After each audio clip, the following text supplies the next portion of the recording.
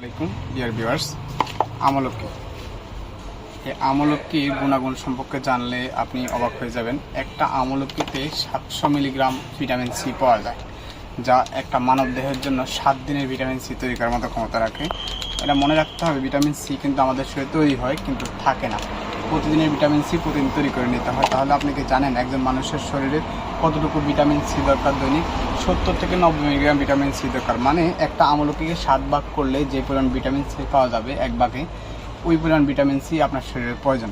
তো একটা আমলকি যদি আপনি দৈনিক খেতে পারেন, প্রচুর পরিমাণ ভিটামিন সি আপনার শরীরে তৈরি হবে। এই আমলকি খেলে ভিটামিন সি তৈরি হবে যে তা না, ভিটামিন সি এর পাশাপাশি এটা হৃদরোগের ক্ষমতা বাড়াবে এবং ভিটামিন সি তৈরি হলে রোগ প্রতিরোধ ক্ষমতা বাড়বে, কোষ্ঠকাঠিন্যের সমাধান হবে।